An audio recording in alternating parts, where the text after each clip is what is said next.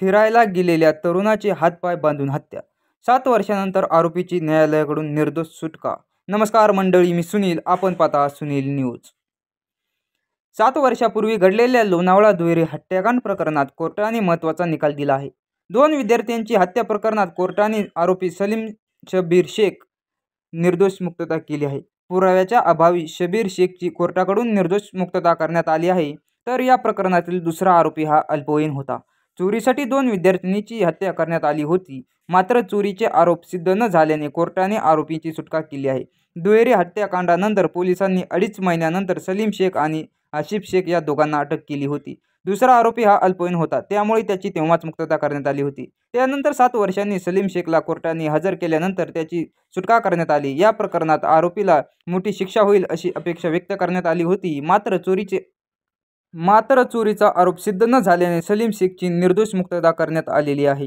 3 April 2017 रोजी ही घटना घडली होती। लोणावळ्यातील सिंहगड कॉलेजमध्ये शिकणारे सार्थक वाकचौरे आणि श्रुती डुंबरे हे दोघेही शुभी धरणाच्या मागच्या बाजूला असणाऱ्या डोंगरामध्ये फिरायला गेले होते। त्यानंतर दोघांचेही मृतदेह सापडले। दोघांनीही विविस्त्र करून त्यांच्या डोक्यावर प्रहार करण्यात आला होता। दोघांच्या शरीरावर अनेक ठिकाणी जखमाच्या खुणा आढळल्या होत्या। दोन्ही मृतदेहाचे हातपाय बांधण्यात आले होते। या प्रकरणी माहिती मिळताच विद्यार्थ्यांनी आक्रमक होत आरोपीची अटकेची मागणी केली होती। पोलिसांनी या प्रकरणाचा तपास करण्यासाठी STIची स्थापना केली होती। तपास दरम्यान पोलिसांच्या खबऱ्याने यातील एक आरोपीने दारूच्या नशेत काही जणांकडे हत्येची कबुली दिल्याचे सांगितले।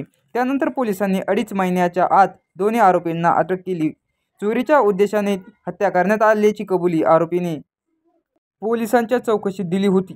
आसिफ आणि सलीम यांनी दोघांनी एकाच निर्जन स्थळी पाहून त्यांच्याकडे अपेक्षा घेत चौकशी सुरू केली। मात्र आपण इथून लवकर निघणार असल्याचे सार्थकने सांगितल्यावर ते दोघे निघून गेले।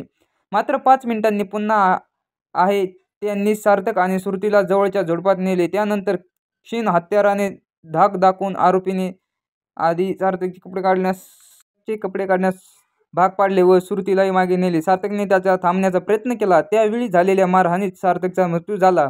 श्रुतीने आरडाओरडा सुरू केल्यानंतरही आरोपींनी तिलाही संपवून टाकलं। आरोपीची कपड्याच्या साहाय्याने श्रुतीचे हात-पाय बांधले आणि दगडाने ठेचून तिची हत्या केली।